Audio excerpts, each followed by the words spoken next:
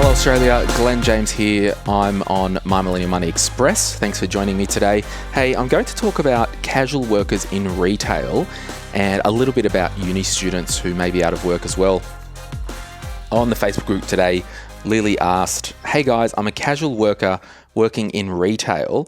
So at the moment, most of my working hours have basically been hit, and she's expecting that the shopping centres are to be closing fairly soon, which I think that's going to happen, but what I know. I was speaking with my boyfriend regarding centrelink payments, and he has advised me not to go via centrelink as it will affect my credit rating or my likelihood of getting a loan in the future.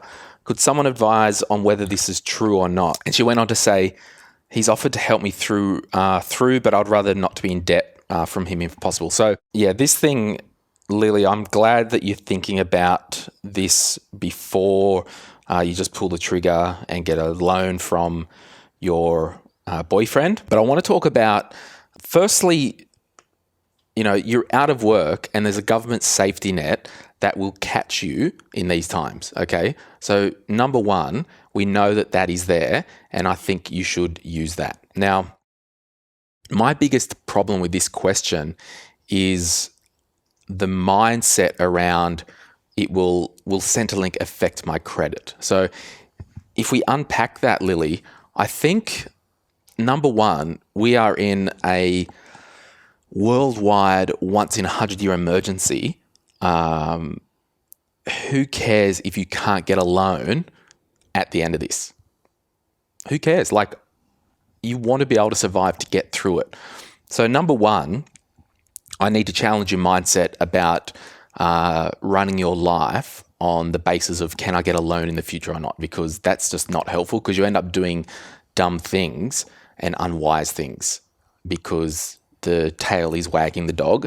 But I would say probably in relation to centrelink payments, if you were on centrelink for 6 months during this crisis, went back to work, were working full hours, then you were eligible to get a home loan. I would assume it's a home loan because I don't want you getting loans for holidays and crap like that, because we know that the world can change pretty fast given the climate that we're in.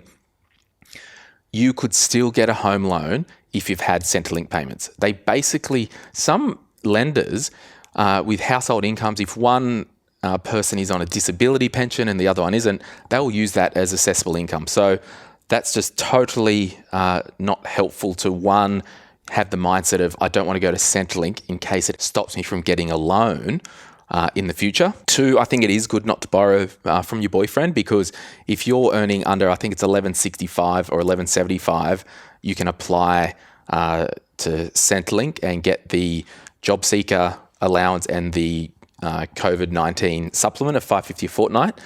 So it's just, you've just got to get into centrelink or get online and apply and get through this time. So that's all I've got to say on that. But in terms of youth allowance, and there was a bit of chatter in the Facebook group about, a young guy, he got laid off at the start of the year and he could only get $15 from centrelink at the time. Even though we're in, this crazy time, the youth allowance thresholds and assessments, if you are still living at home and your parents earn $1 million a year, you're still not eligible because you're a dependent. And I'm just reading, if you're 21 or younger, you're a dependent unless you meet one of the conditions that make you independent. So this basically means your parents or guardians' income may affect you and how much you get paid. But we know that if you are on any government benefits, and there's a list of them, and I must say, really jump on the Services Australia website. That's not crashing. It's the MyGov one that's been crashing. Everything there, it's so clear and so easy to follow because it's in everyday language, and it needs to be in everyday language so every part of the community can understand it. So if you are on government benefits, you still would have received, or eligible to get the $750 payment in round one, and then also in round two. So I'm just on the website now. So that means if you are on the job seeker payment, which was New Start, if you are on youth allowance for job seekers, if you are on parenting payments, if you're on a farm household benefit, if you're on a special benefit, you will get the $750 times two. So you get the $1,500, and they will start basically by the end of April. That money will come in. Now, the reason there's some hoo-ha that's out there is like the government needs to give us money now.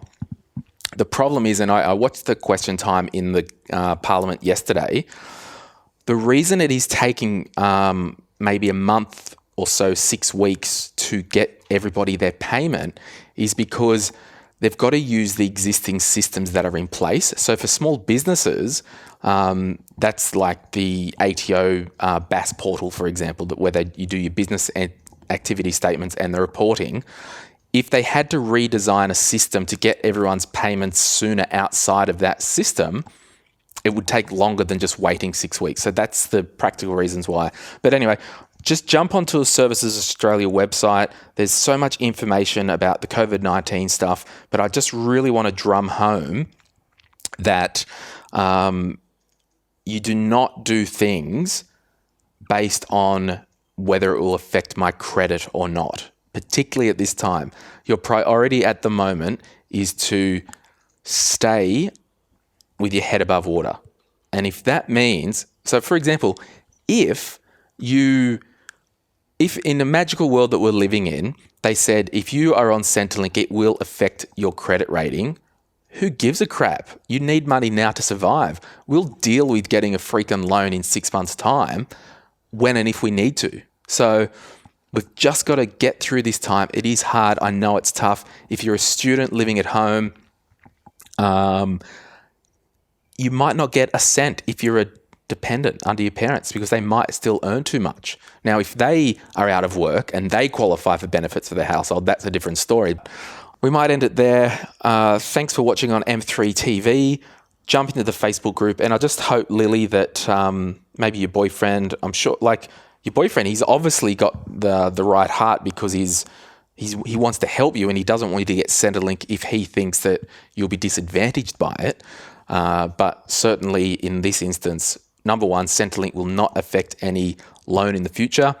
Number two, we do not worry about getting a freaking loan in the future when we can't eat today, okay? It is an emergency.